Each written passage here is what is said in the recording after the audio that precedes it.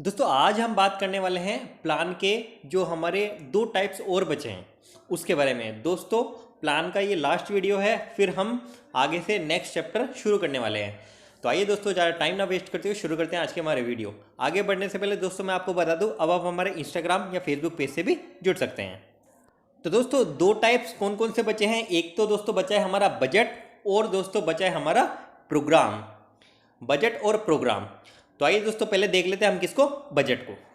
अब दोस्तों बजट क्या है, बजट एक एग्जांपल से समझते हैं। मान लो ठीक है, आप सर्दियों का मौसम चल रहा है, दुकान पर गए, कुछ खरीदना है आपको पहनने के लिए क्या चाहिए आपको, स्वेटर चाहिए या जैकेट चाहिए। आप दुकान पर गए।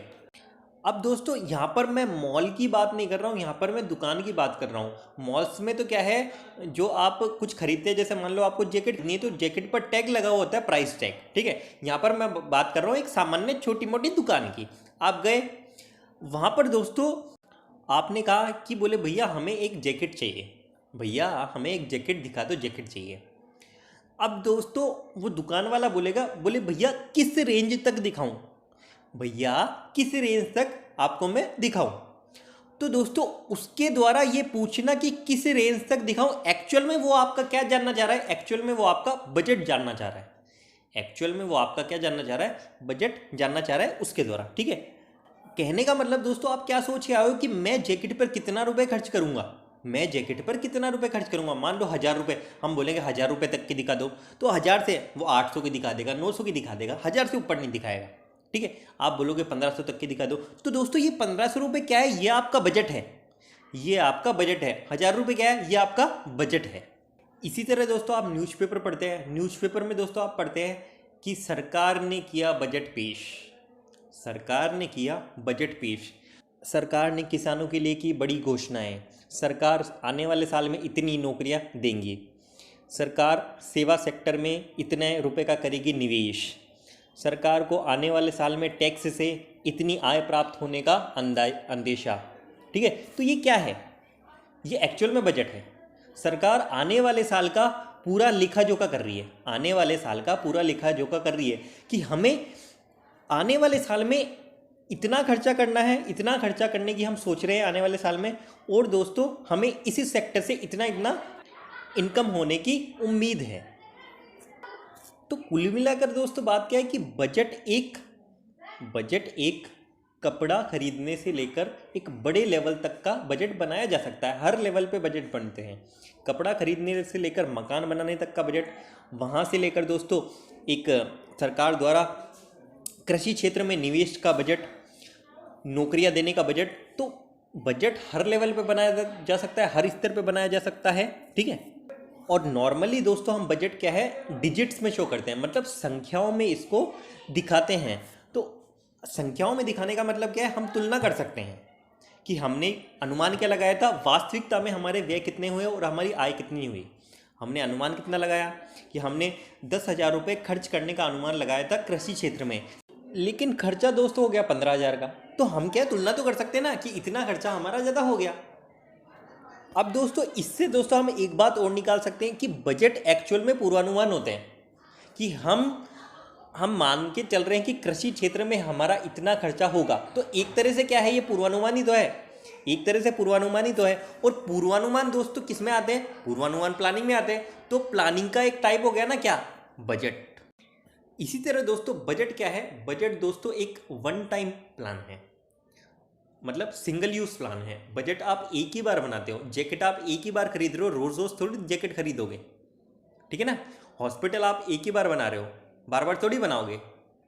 इसी तरह दोस्तों आप जो बजट पेश करते हो, सरकार बजट पेश करती है, साल में एक ही बार करती है, बार बार थोड़ी बजट पेश करती है।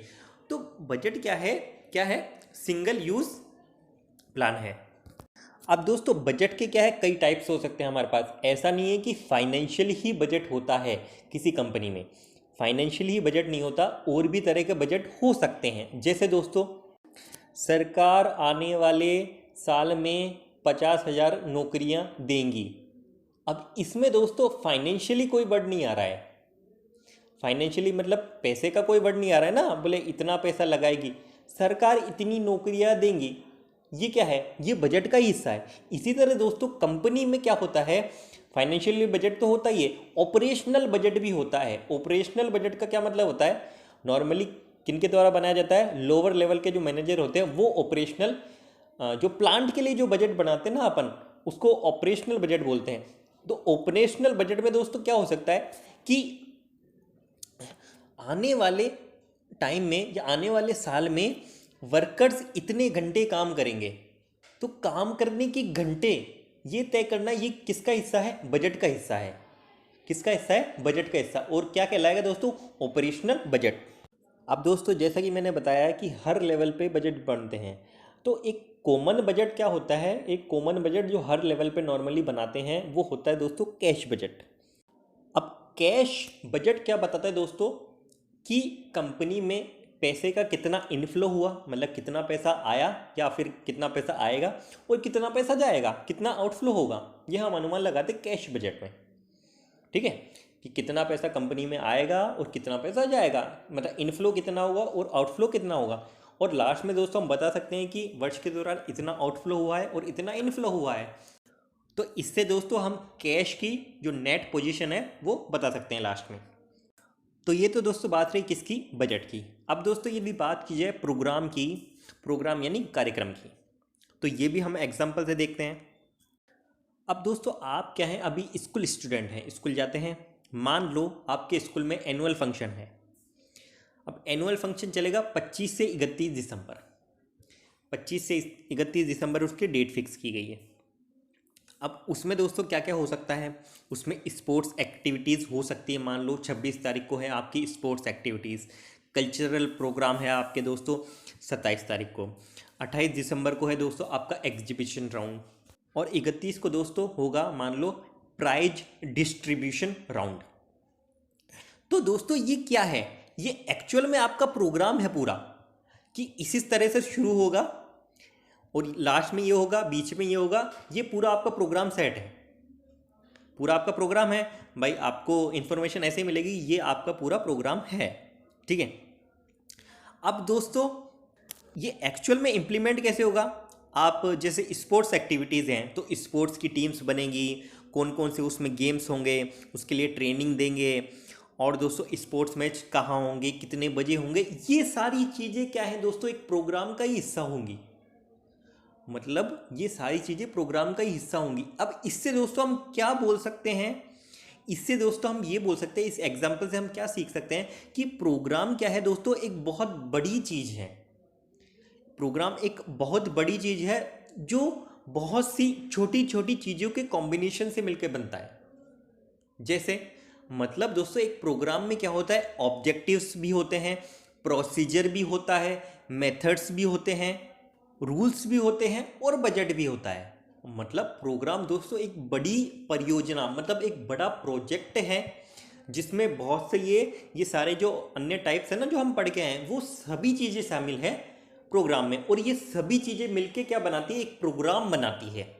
ये सभी चीज़ें मिलकर एक प्रोग्राम बनाती हैं। इसी तरह दोस्तों एक दूसरा एग्जाम्पल लें।